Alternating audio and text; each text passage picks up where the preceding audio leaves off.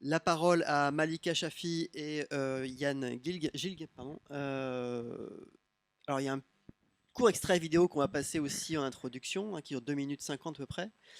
Pour vous passer, pour aller juste, oui, voilà, voilà, la question, oui, la question étant justement de savoir ce que la Fondation Abbé Pierre, qui a une vocation à accompagner le mal logement, enfin en tout cas à essayer de résoudre ce problème qui est déjà énorme au niveau national. Pourquoi vous vous êtes emparé de cette question à laquelle vous attachez un sens politique très fort, justement?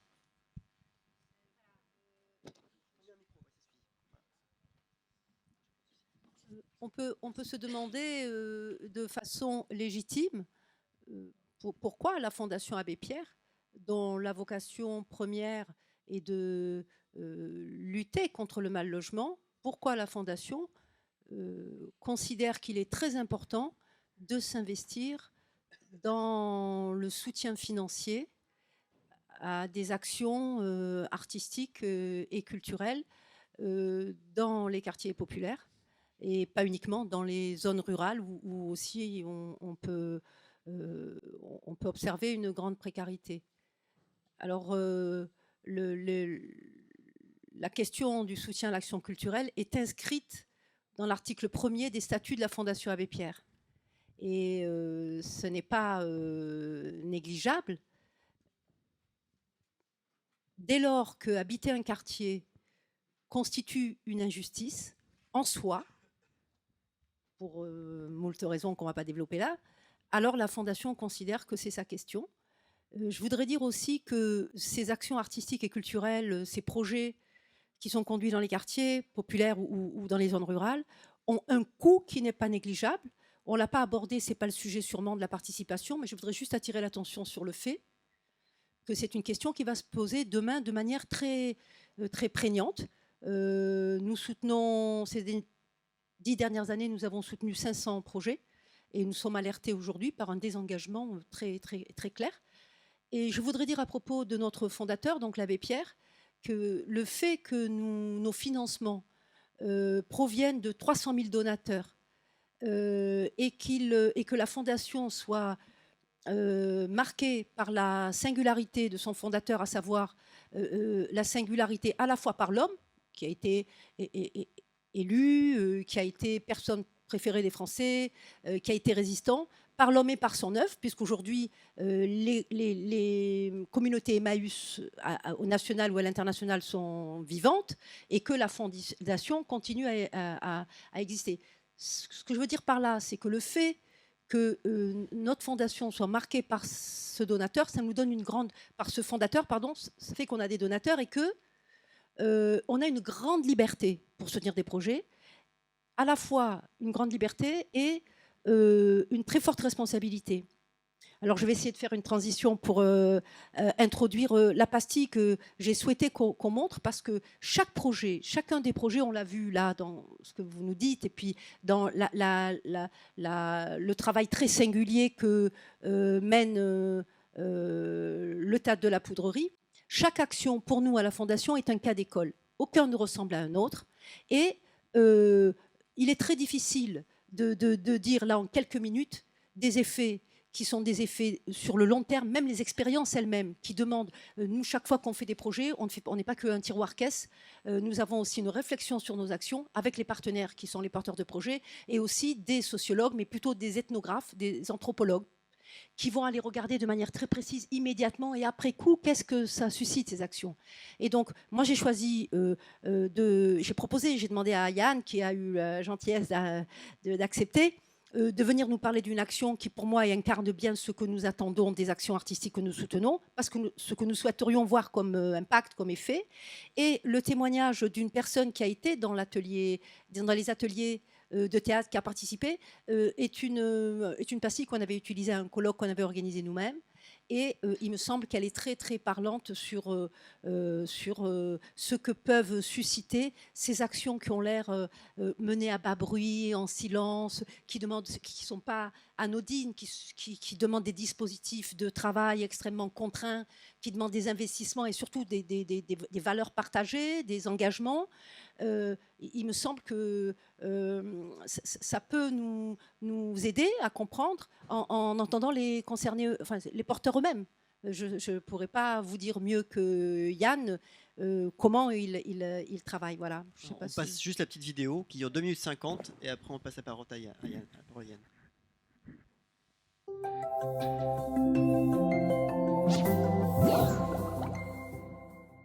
Alors avec Mémoire Vive, ça va faire 5 ans. Fin 2012, début 2013, on voulait faire un projet qui s'appelle Les Alsaciens dans les tranchées. On ne savait pas encore qu'on voulait faire ce projet-là. Au début, on voulait juste faire un projet et on a contacté Mémoire Vive. On a développé le projet, on a fait des réunions, on a fait des entraînements et après on est parti en résidence et 2 ans après, on a sorti le projet. Pour moi, c'était tout nouveau. C'était le premier spectacle que je faisais en semi-professionnel. D'habitude, les spectacles, j'allais les voir. Je ne savais pas du tout comment les monter et toute la partie administrative derrière. Et en fait, avec Mémoire Vive, on a vraiment appris tout. Ça veut dire on est passé par d'abord tout ce qui était administratif et après seulement dans la pratique avec les intervenants, la gestuelle, les différents arts qu'on a touchés et abordés pendant le spectacle, notamment le théâtre qui était inconnu. Et on a un peu touché à tout, le slam, le théâtre, le hip-hop et même une petite touche de contemporain. Donc ouais, j'ai fait pas mal de choses que je ne connaissais pas avant. Alors Mémoire Vive, ça m'a apporté de la maturité, de la rigueur, des connaissances, de la pratique. C'est comme si en fait j'étais en stage chez Mémoire Vive et qu'à la fin, je ressortais avec toutes les compétences acquises, quoi. Au début, j'étais danseuse. Et en fait, avec le projet, quand on a développé le projet avec Mémoire Vive, j'ai compris qu'en fait, je voulais prendre plus de responsabilités. Et c'est ce qui a fait en fait que la réussite de Les Alsaciens dans les tranchées m'a donné envie de rentrer davantage dans le bureau de Masterpiece et qui fait aussi qu'aujourd'hui, je suis présidente. Parce qu'en fait, quand on faisait Les Alsaciens dans les tranchées, il y avait 2 types de travaux. Le premier, c'était sur les résidences.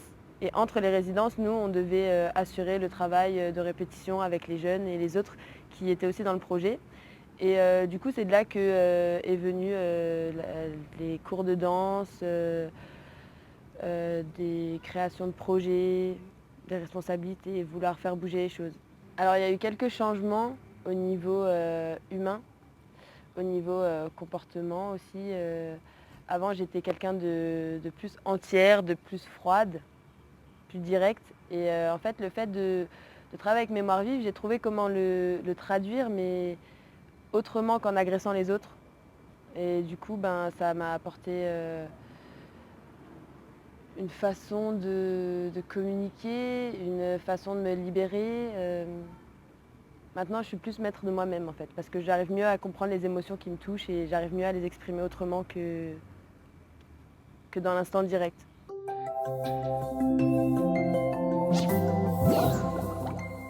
Yann, vous pouvez nous expliquer justement quelle implication vous leur demandez, quelle de participation vous demandez à ces personnes que vous accompagnez dans ce projet? Si vous permettez, je ne vais pas répondre à la question. Okay. Donc moi, là, je vais vous parler de notre démarche, parce que notre démarche, c'est notre histoire. Non, mais c'est juste histoire de vous mettre en appétit. Il n'y a pas d'histoire de participation avec les habitants, ça c'est un jargon qu'on utilise parce que c'est l'institution qui le demande, les financeurs, etc. Nous sommes les habitants. Mémoire Vive est née sur les quartiers populaires d'une structure qui s'appelle Les Sons de la Rue, qui est née il y a 20 ans sur un quartier de l'Elzo. D'où je vous parle, c'est 3 chantiers, Neuhoff, Elzo à Strasbourg, Busseril, Belzins à Marseille et 2-3 quartiers populaires de Dakar. Donc nous sommes les habitants des quartiers populaires qui avons un jour décidé de sortir des quartiers populaires parce qu'on s'y sentait trop à l'étroit. Trop à l'étroit en tant qu'artiste hip-hop. On en avait marre de faire les concerts de quartier, les kermesses. On en avait marre de répéter dans les sous-sols. Nous, on rêvait de théâtre, on rêvait pas d'appartement. On voulait sortir de nos appartements. On rêvait du centre, on voulait quitter la périphérie, périphérie géographique, périphérie des budgets, périphérie de la considération, périphérie des médias. On voulait quitter les faits divers. Nous, on voulait être en première page des pages culture. C'est tout ça qui a fait qu'à un moment donné, on s'est réapproprié l'ambition qu'on nous avait refusée jusqu'alors. Donc, effectivement, nous, on a rêvé de jouer au Printemps de Bourges, aux Rencontres nationales de danse de la Villette, etc. Et on a construit nous-mêmes nos réseaux de production, nos réseaux de distribution. On s'est organisé nous-mêmes et on a été, nous, les grands. On ne parle pas de travailler avec les habitants. Chez nous, on dit on travaille avec les petits. On travaille avec les petites. Siam, c'était la petite.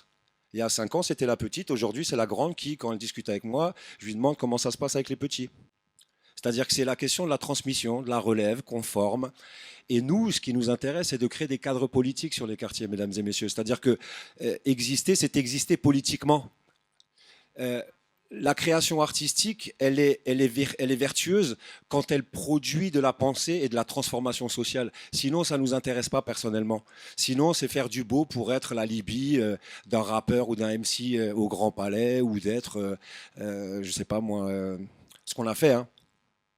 Moi, j'ai beaucoup rappé, mes potos ont beaucoup dansé pour les vœux du maire, les vœux du conseil général, du barin. On a fait. J'aimerais qu'un jour, les mecs qui ont dansé pour les élus du conseil général soient un jour des conseillers généraux, hein, des conseillers départementaux, des ministres, des conseillers de la DRAC. La DRAC, on ne connaissait pas. La DRAC ne nous connaissait pas. Il y a 25 ans, pour la DRAC et d'autres structures et les affaires culturelles des collectivités territoriales, nous étions de jeunes américanisés qui tournions sur la tête, qui avions des casquettes, qui faisions yo-yo, wesh wesh. Mais aujourd'hui, 30 ans après, nous sommes là et nous avons tout bousculé. Nous avons bousculé la danse contemporaine qui commençait un peu à s'endormir, nous avons bousculé le cinéma français, nous avons bousculé le théâtre et nous allons continuer à bousculer. Et je viens bousculer votre grand-messe culturelle que j'adore, hein. Je veux dire, moi, le théâtre en appartement, c'est un concept que je respecte. Mais honnêtement, il y a des théâtres en France, je pense qu'on est le pays qui a le plus de lieux de diffusion. Nous, vous nous auriez dit, tu vas rapper dans ton appartement. Moi, je t'ai dit, je te dis direct, t'es malade. Moi, ce que je veux, c'est monter sur une scène. Je veux de la lumière, je veux une sono, je veux des vrais micros sans fil. Je veux qu'on me respecte en tant que créateur et en tant qu'artiste. Donc, je comprends que ça puisse être intéressant quand on dit la proximité, etc. Là, je reviens de Dakar. Je suis venu exprès pour vous, hein. C'est-à-dire que à Dakar, allez leur dire qu'ils vont rapper. Et que les rappeurs de Pikine vont continuer à rapper à Pikine, ou que les rappeurs de Tiaroy vont continuer à rapper à Tiaroy. Allez dire au Neuillof que les rappeurs du Neuillof vont être cantonnés à rapper dans les appartements du Neuillof. Il n'en est pas question. Après, si vous voulez y aller, libre à vous. C'est sûr que vous allez rencontrer de belles personnes. Ça a cette vertu-là. Ça a la vertu de se rendre compte des réalités sociales et des conditions de vie dans lesquelles vivent ses habitants. Et leur puissance, et je reprendrai une phrase de Césaire, leur génie propre. C'est-à-dire que à partir de ces conditions de vie et ces quelques miettes que les sociétés nous ont laissées, ils ont inventé la cohésion sociale, le vivre ensemble, l'ambition pour leurs enfants, leurs petits-enfants, etc. C'est ça la puissance peut-être de ce genre de projet. Mais nous, ce n'est pas ce qu'on a envie de faire. Nous, quand on travaille avec les petits, ce qu'ils veulent, c'est le sommet. Et on leur dit, si tu ne rêves pas au sommet, tu dégages. Tu dois rêver au sommet. Après, pour accéder au sommet, il faut s'équiper. C'est-à-dire que, et c'est ce que Siam dit très bien, c'est-à-dire que nous, on a appris ça. On a appris ce que c'est cours, jardin. On a appris que ce n'était pas des déguisements, mais des costumes. On a appris c'est quoi le lointain, c'est quoi l'avant-scène, c'est quoi un proscénium, c'est quoi, etc. Tout ça, on l'a appris. Aujourd'hui, on le transmet. Moi, j'adore quand vous m'appelez metteur en scène. Je ne suis pas metteur en scène. Il y a plein de cultureux qui disent, mais c'est qui celui-là? Un jour, il est venu, il a défoncé les portes et il s'est dit, je suis metteur en scène. J'ai mis en scène des dizaines de spectacles et ils sont géniaux. Il faut les voir. Ils ne sont pas vraiment programmés, j'avoue. Donc c'est pour ça qu'on se programme nous-mêmes. On organise nous-mêmes notre diffusion. Et un jour, nous allons construire nos propres théâtres. Mais nous avons l'ambition d'aller le plus loin possible. Et en fait, ce qui nous intéresse, nous, et c'est pour ça que la Fondation Abbé Pierre nous soutient, j'ai dit à Malika dès le début, je ne vais pas rester longtemps chez vous. Hein. C'est-à-dire c'est un passage. C'est honteux pour nous, artistes des quartiers populaires, d'être financés par la Fondation Abbé Pierre. Ce n'est pas son rôle. Il y a un État qui a un budget. C'est le ministère de la Culture, c'est les affaires culturelles. Dans les municipalités, nous avons le droit d'émarger sur ces budgets. Je le dis aujourd'hui en disant aussi, je suis conventionné DRAC Grand Est. Hein, même si c'est la convention un peu, entre guillemets, la part du pauvre. J'espère que Madame qui représentait le ministère de la Culture, s'il vous plaît, appelez Christelle Crève. C'est pas vous? D'accord. Non. Nous, non, mais au moins augmenter un peu. Augmenter un peu. Vous savez que Quand l'État donne 1 euro à la compagnie Mémoire Vive, il y a 80 centimes qui vont sur les territoires. Nous construisons avec la Fondation Abbé Pierre un nouveau concept de politique de la ville. Il est inadmissible que les projets artistiques dans le cadre de la politique de la ville servent avant tout l'artiste, le metteur en scène, le chorégraphe, l'auteur, etc. Nous voulons que l'artiste qui décide de travailler dans le cadre de la politique de la ville se mette au service des territoires et de la promotion des habitants. Sinon, ça n'a pas de sens. Sinon, ça continuera à faire des habitants des alibis ou des fonds de commerce. Ça ne nous intéresse pas. Comment je rémunère, moi, 30 jeunes comédiens de Belzins. On vient de finir un film, Secret de la sauce samouraï, qui part d'une réalité sociale, c'est-à-dire... Ah, vous avez vu? Mais vous venez d'où? Ah, bah ouais, c'est des Marseillais. Oh, Marseille, I'm force. Ouais, ouais. Ah là là, les Marseillais. Ok, d'accord. Mais au-delà de ça, on se revoit la semaine prochaine. Au-delà de ça, il y a 30 jeunes qui ont travaillé, qui ont coécrit le film. Pendant 1 an, ils sont levés. Pendant 3 mois de tournage, ils ont fait 8 heures du matin, 23 heures. Je veux dire, c'est un travail. Ils vont apporter, ils sont la matière et la richesse de ce film. On a dans ce projet de film appliqué tout le processus de création d'une pièce de théâtre, dans l'écriture, dans les répétitions, etc. Mais c'est un vrai boulot.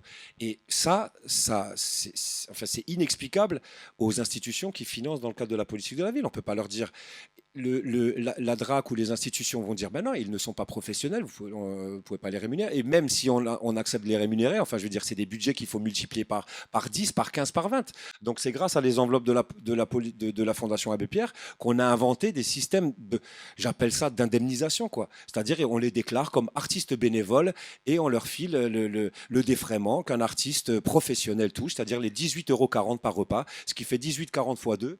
Mesdames et messieurs, 36,80 multiplié par 5 jours, et ça fait une petite enveloppe. La question économique dans le projet artistique est une nécessité. Moi, je parle pour les petits qui sont derrière moi. Moi, je suis casé, je vais très bien. Je suis passé aujourd'hui dans la petite bourgeoisie, mesdames et messieurs. Mais ceux qui sont derrière, ils veulent manger, ils ont faim. Et ils ont énormément de talent. Et ils ne veulent pas entendre parler de beaux projets ou de pas beaux projets. Ils veulent qu'on leur dise quelle place ils peuvent prendre. Quelle place ils peuvent prendre et comment ils vont vivre. Je finirai juste à dire, ces territoires, mesdames et messieurs, mais vous le savez, ça a été dit, parce que beaucoup de collègues y travaillent, ce sont des bouillons de culture. Ce sont l'avenir de notre pays. Ces territoires sont l'avenir de notre pays. Même si aujourd'hui les médias et certains discours politiques nauséeux disent l'inverse et que c'est plutôt la source de nos problèmes, c'est des territoires de l'invention. Et moi, je prends à chaque fois une claque quand je vais dans un autre quartier populaire, parce que j'y trouve à la fois les socles communs, ce qu'on a tous vécu, et en même temps de nouvelles inventions qui sont à la fois déterminées par l'environnement social, par la configuration ethnique, anthropologique, sociale, etc., qui varie de territoire en territoire. Dans les mémoires de ces habitants et de ces territoires, il y a des pépites et des perles rares. Mais n'oubliez pas une chose, ce qui est dit est important, mais c'est surtout qui le dit. Et nous refusons, nous, de faire jouer un habitant par un comédien professionnel. Il y a du génie dramatique et théâtral dans chacun d'entre nous. Il faut juste avoir le talent de le mettre en lumière, pas en scène, hein, pareil. Nous voulons, nous, donner des espaces aux habitants de se mettre en scène dans le théâtre de la vie et dans le théâtre tout court. C'est ça l'objectif de notre démarche. Ne pas les mettre en scène, leur donner les moyens, les clés. Tiens, prends, voilà un lieu, voilà du matériel, voilà des moyens. Vas-y. Merci. Merci.